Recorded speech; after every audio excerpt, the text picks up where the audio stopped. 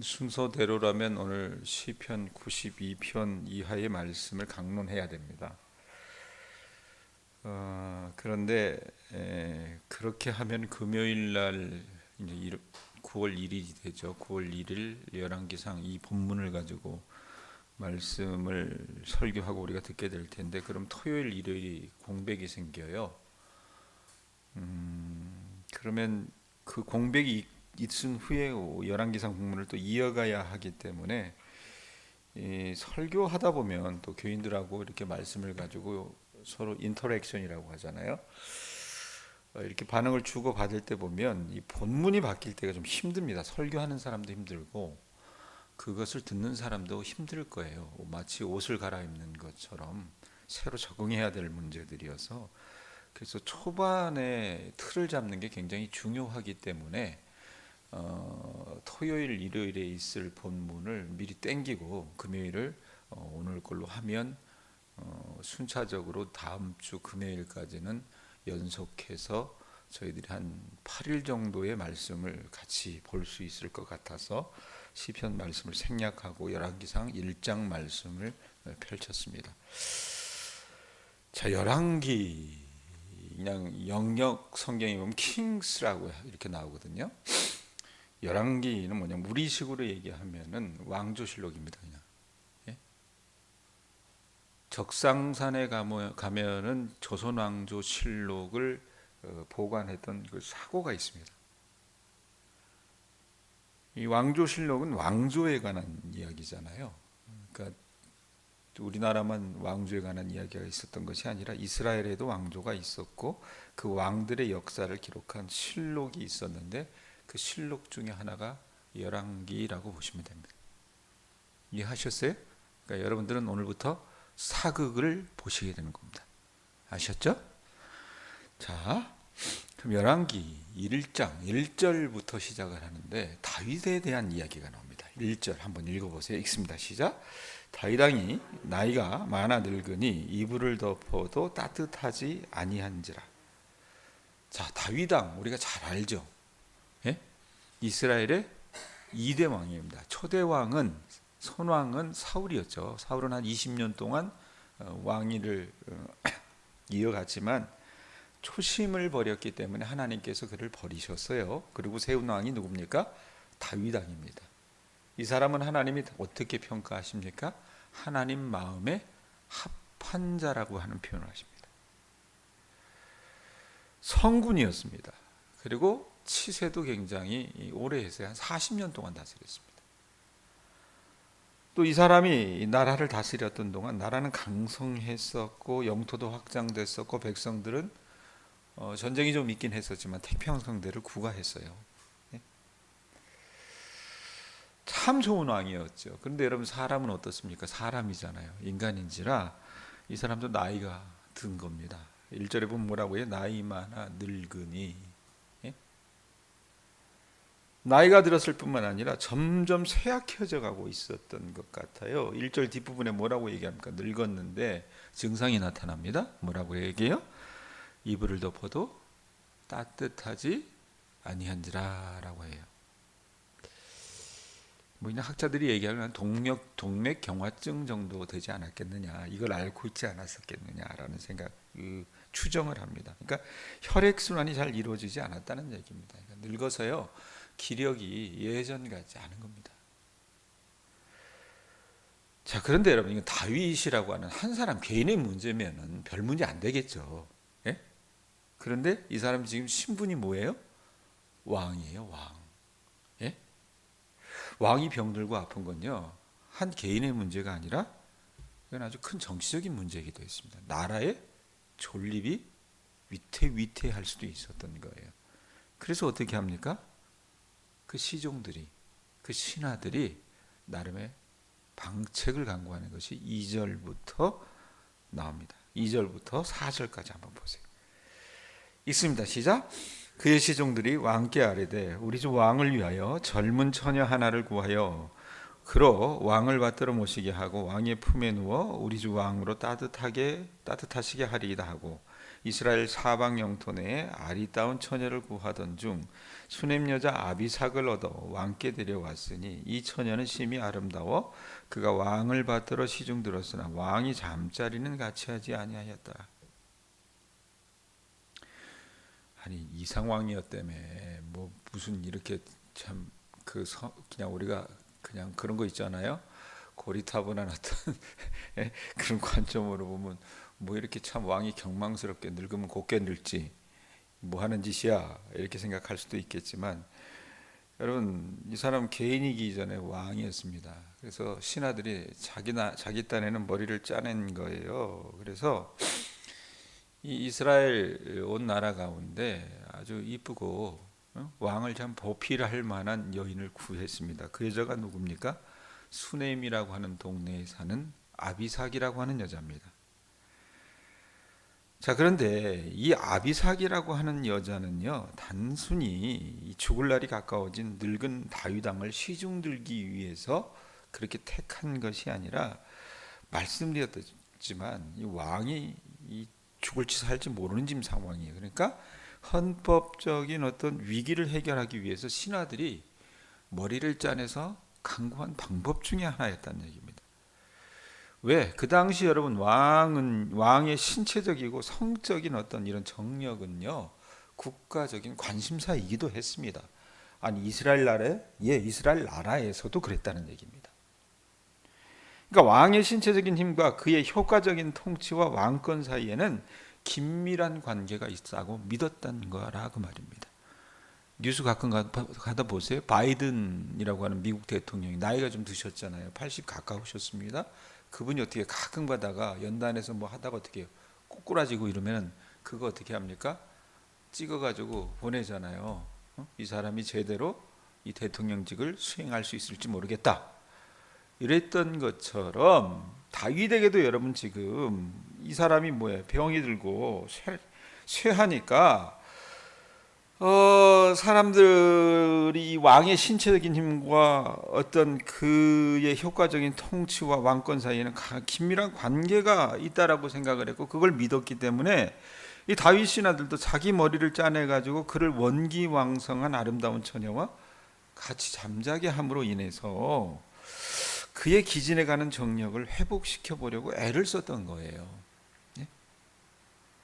그러니까 아비삭은요 왕의 쇠약해져가는 어떤 건강을 위해 파견된 간호사이기도 했었고 그의 무기력해진 정력 회복을 위해서 내려진 의학적인 처방 그 자체이기도 했다 그 말입니다. 뭐 그때 당시에는 여러분 이런 처방이 쓰이기도 했었던 것 같습니다. 자, 그런데 어떤 일이 일어납니까? 그 아비삭이 그렇게 다윗을 보필하고 다윗의 어떤 정력 회복을 위해서 애를 썼음에도 불구하고 다윗이 여러분 기력을 회복했습니까? 못했어요. 예? 세월은 막지 못합니다. 예? 그러니까 왕이 어떻게 해요? 말씀에 있는 것처럼 나이 많아 늙고 병들고 쇠약하니까 이게 국가적인 위기를 초래하는 겁니다. 그러면 해야 될 게 뭡니까? 다음 왕을 생각을 해야 되는 거잖아요. 그래서 벌어지는 일들이 5절부터 나옵니다. 저마다 해결책을 찾으려 했었고 그리고 그 저마다 해결책을 찾으려 하는 사람들 가운데 한 사람이 누구냐면 아도니아라고 하는 사람이 다윗의 아들 중에 하나입니다. 예? 아도니아라고 하는 사람이 어떤 해결책을 강구하냐면 5절 6절에 나와요. 5절 6절 읽어보세요. 읽습니다. 그때에 학기스의 아들 아도니아가 스스로 높여서 이르기를 내가 왕이 되리라 하고 자기를 위하여 병거와 기병과 호위병 50명을 준비하니 그는 압살롬 다음에 태어난 자요 용모가 심히 준수한 자라. 그의 아버지가 내가 어찌하여 그리 하였느냐고 하는 말로 한 번도 그를 섭섭하게 한 일이 없었더라. 자, 학깃의 아들 이러니까 이 사람은 다윗 왕의 아들이 아닌가 이렇게 생각하지만 엄마가 학깃이라는 거예요. 엄마가 아셨어요? 다윗의 부인들이 여러 명이 있었어요. 예? 그 중에 하나가 학깃이라고 하는 여자가 있는데 그 여자에게서 태어난 왕자 중에 하나가 이 아도니아라고 하는 사람입니다. 자, 그런데 이 사람이 여러분 다윗의 넷째 아들이거든요. 서열로 보면 넷째예요. 첫째는 누군지 아세요? 오늘부터 배웁니다. 암논이라고 하는 아들입니다. 이 암논이라고 하는 아들은요, 다윗의 셋째 아들이 유명한 아들이 있어요. 누구게요? 솔로몬이에요? 압살롬이라고 하는 아들입니다. 압살롬은 여러분 잘 생기기도 했고 참 수완도 좋았고 이랬던 아들인데, 이 암논이라고 하는 이놈이 첫째 아들놈이 압살롬의 누이가 있어요. 누이 동생이 있었는데 이 누이 동생이 굉장히 이뻤던 것 같아요. 이 다말을요 겁탈을 합니다. 자기 누이가 아무리 형이지만, 배다른 형이지만 그놈에 의해서 겁탈당하니까 압살롬이 화가 나겠어요, 안 나겠어요? 아버지가 그 부분에 대해서 뭐라고 교정도 안 해줘요. 그래서 어떻게 합니까? 압살롬이 그 암논을 쳐 죽여버립니다. 그리고 압살롬, 이 셋째 아들 압살롬은요, 다윗에게 반란을 일으키다가 나중에 죽잖아요. 하나님 죽이시잖아요. 죽었습니다. 그러고 나서 그럼 첫째하고 셋째는 해결됐죠. 첫째가 누구라 그랬어요? 암논, 셋째가 압살롬. 그럼 둘째가 누굽니까? 길르압이라고 하는 왕자가 있었습니다. 근데 이 사람은 아마 중간에 죽었던 것 같아요. 그렇게 보면 마지막 순서대로 하면 하나 남은 게 누구예요? 오늘 말씀에 있는 것처럼 누구예요? 아도니아. 그러니까 나이가 가장 많은 이 아도니아였기 때문에 그냥 자기 생각에는 응당, 아버지가 위태위태하셔, 돌아갈 날이 얼마 남지 않은 것 같아. 그러니까 어떻게 해요? 내가 왕이 돼도 되겠지, 이 생각을 했던 거예요. 네? 그리고 아버지가 어떻게 선뜻 선의를 밝히지 않았습니다. 후계 지명 작업을 하기까지 이렇게 기다릴 수가 없었던 것 같습니다. 그래서 먼저 나서 버립니다. 또 아버지가 너무 무력하니까 뭔가 내가 행동하는 게 필요하겠다, 이 생각을 했었던 것 같아요. 또 주변에서도 그것을 뜯어 말리지는 않았던 것 같습니다. 여러분, 그 말씀해 보면 또 뭐라고 얘기합니까? 5절 뒷부분에 보면 그가 자기를 위하여 병거와 기병과 호위병 50명을 준비하니 라고 얘기를 해요. 보디가드 한 50명 데리고 다녔다는 얘기입니다. 그때 당시로는 꽤 많은 숫자입니다. 그만큼 세력이 있었다는 얘기죠. 자, 아도니아도 아버지 다윗의 우월한 유전자를 빼닮았던 모양이에요. 6절 보세요. 6절 보면 뭐라고 얘기합니까? 그는 압살롬 다음에 태어난 자요. 자, 셋째 아들 다음이니까 넷째죠, 그죠? 압살롬이 셋째였으니까 그 다음에 뭐라고 얘기해요? 용모가 심히 뭐 했대요? 준수한 자라. 자, 아버지 다윗의 우월한 유전자를 타고 태어났었던 것 같습니다. 용모가 심히 준수했습니다. 또 행동 거지에 있어서도 별로 탓할 만한 것이 없었던 것 같아요. 말씀 보세요. 6절 그 뒷부분에 보면 뭐라고 얘기합니까? 용모가 심히 준수한 자라 그래놓고 그의 아버지가 내가 어찌 그리하였느냐고 하는 말로 한 번도 그를 뭐 했대요? 섭섭하게 한 일이 없었더라. 네? 별로 탓할 만한 삶을 살지도 않았으니까 나름 바른 생활을 했다는 얘기입니다. 자, 이름은 왕감 아니에요? 예? 사람들도, 옆에 있는 사람도 어떻게 해요? 당신이 왕이 돼야 되지 않겠어? 이랬던 것 같습니다. 자, 이렇게 왕위를 이어받을 사람처럼 보이기 시작하니까 여러 사람들이 그에게 붙습니다. 그 중에 어떤 사람이 붙습니까? 7절 보면, 7절 보세요. 누가 붙어요?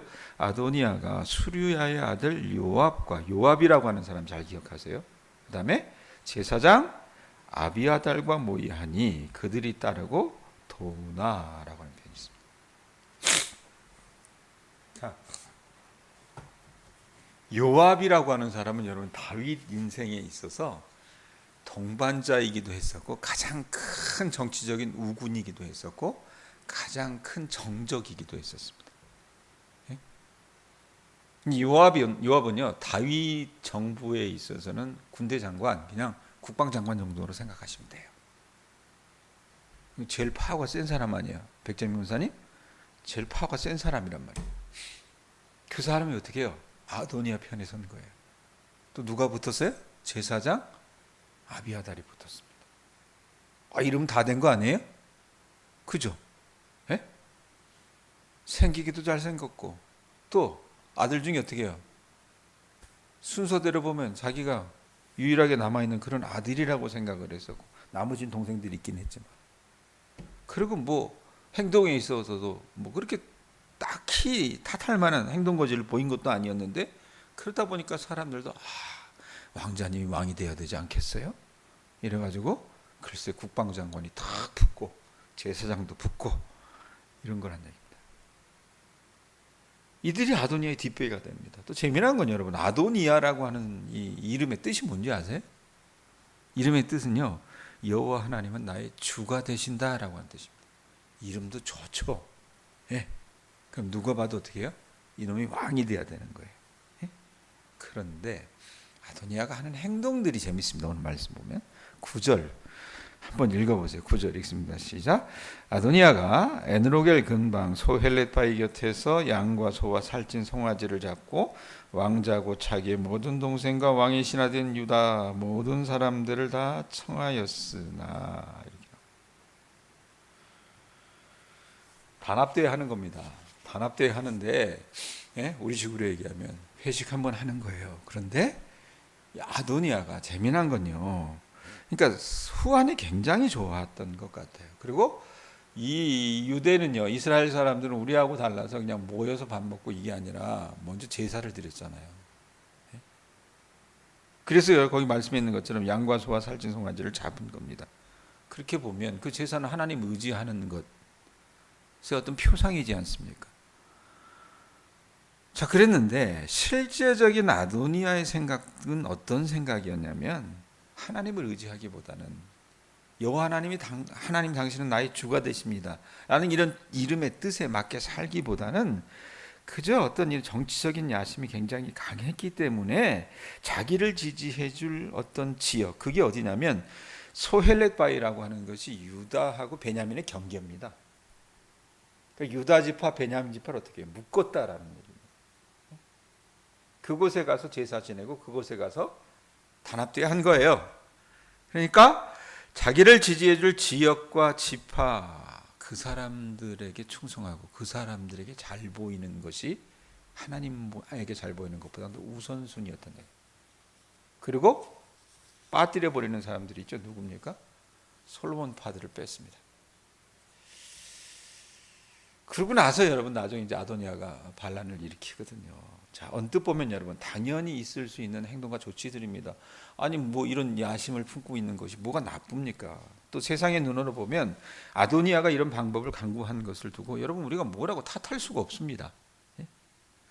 자, 그런데 오늘 말씀해 보면 유독 눈에 띄는 구절이 한 구절이 있습니다. 그게 5절입니다. 5절 말씀 한 번 더 보세요. 5절 말씀 읽습니다. 시작. 그때 학기스의 아들 아도니아가 스스로 높여서 이르기를 내가 왕이 되리라 하고 자기를 위하여 병거와 기병과 호위병 50명을 준비했다. 그런데 자, 거기 어떤 말이 제 눈에 이렇게 딱 들어왔냐면요, 이 아도니아가 뭐라고 해요? 스스로 높여 이르기를 내가 왕이 되리라 하고. 여러분 우리말에도 그런 거 있죠. 왕은 하늘이 내리는 거라고요. 예? 틀린 말은 아닌 것 같습니다. 하물며 한국적 상황에서도 그렇다면 이스라엘은 여러분 말에 못하겠습니까? 왕은요, 아무리 자격이 되고요, 아무리 서열이 되고요, 예? 아무리 그 사람을 돕는 사람들이 뒷배가 좋다 하더라도요, 하나님이 세우실 때야만 왕이 될 수 있는 겁니다. 아셨어요? 자기 때는 격이 되고 또 주변의 사람들이 지지한다고 하더라도 하나님이 허락하지 않으시면요 소용없는 일이라 그 말입니다. 아도니아가요 그걸 놓쳤던 것 같아요. 이 사람의 마음인 것 같아요. 사실 누구나 왕이 되고 싶죠. 예? 누구나 그 자리에 가고 싶다 그 말입니다. 적용합니다. 여러분 살아가면서 우리도 이런 아도니아와 같은 이런 교만한 마음은 없는지 살펴보실 수 있기를 바랍니다. 스스로 높여 내가 왕이 되려고 하는 이 모습은 아도니아에게만 나타나는 것이 아니라 오늘 우리에게도 나타날 수 있다는 얘기입니다. 왜? 우리가 인간이기 때문에 그러합니다. 예? 그러니까 하나님이 높여주셔야지 여러분 우리가 높임을 받는 것이지 사람이 높여야 높임 받는 것이 아니라 그 말입니다. 아무리 용 쓴다고 될 일이 아니라 그 말이에요. 설령 왕이 됐다 하더라도 그가 하나님 앞에서 여러분 겸전하지 않으면 하나님은 하나님의 방식으로 그 사람을 폐위시키는 것을 우리는 열왕기상 말씀을 통해서 보게 될 것입니다. 주님 앞에서 겸손하실 수 있는 주님의 자녀들 되시기 바랍니다. 또 하나, 자, 이 권력 암투가 지금 벌어지는 장면을 우리가 보고 있잖아요. 그럼 이런 상황 속에서 하나님은 계실까? 예? 예, 여전히 하나님은 여러분 이런 아비규환의 상황 속에서도 하나님은 당신의 일을 하고 계신다는 것을 우리가 잊지 말아야 됩니다. 우리는 종종요 이런 생각을 해요. 난장판 같은 어떤 그런 상황 속에서도 하나님 계실까? 하나님이 계시다면 왜 내 삶이 이 모양이지? 왜 우리 가정이 이 모양이지? 왜 우리 교회가 이 모양이지? 왜 한국 교회가 이 모양 이 꼴이지? 우리나라가 이 모양 이 꼴이지? 이런 생각해요. 여러분, 그런데도 분명히 아십시오. 하나님은 그 구정물이 튀기고 악취가 풍기는 그런 아비규환 같은 상황 속에서도 하나님의 뜻을 이루어가고 계신다는 것을 여러분 아실 수 있기를 바랍니다. 우리가 놓치는 게 뭐냐면요, 내가 하나님이 되려고 해요. 그래서 내 판단해 봤을 때는 이런 상황 속에서는 하나님이 일하지 않으셔. 이런 상황 속에서는 하나님이 계시지 않는 것 같아. 어떻게 이런 교회가 교회라고 할 수 있어? 어떻게 내 가정을 하나님의 전이라고 할 수 있어? 이런 생각하지만 여러분 분명히 아시기 바랍니다. 하나님은 그 상황 속에서도 당신의 일을 하고 계시고요, 지켜보고 계신다는 거. 말씀 맺습니다. 여러분, 이제 우리가 아도니아가 어떻게 망해가는지 보게 될 거예요. 내일부터 쭉. 여러분의 삶에 있어서 아도니아와 같은 우를 범하지 않기를 바랍니다. 스스로 높여서 이르기를 내가 왕이 되리라는 그 모습은 우리의 삶 곳곳에서 나타날 수 있습니다. 하나님이 왕이 되셔야 될 줄로 믿습니다. 그 하나님을 왕 대접해드리고 그렇게 섬기며 살아나가는 주님의 자녀들 되실 수 있기를 바랍니다. 지금 여러분의 상황 속에서 정말 나는 정말 하나님이 함께 하시지 않는 것 같다. 하나님이 나를 버린 것 같아. 하나님이 계시다면 왜 내 삶은, 내 가정은, 나의 모든 어떤 형세는 이 모양 이 꼴이지라는 생각을 할 수도 있겠지만 여러분 분명히 아십시오. 하나님이 허락하신 일들입니다. 그리고 그 상황 속에 주님은 일하고 계십니다. 절망하지 마시고요, 그 하나님 붙들고 살아나가시는 우리 주님의 자녀들 되실 수 있기를 주님의 이름으로 축원드립니다.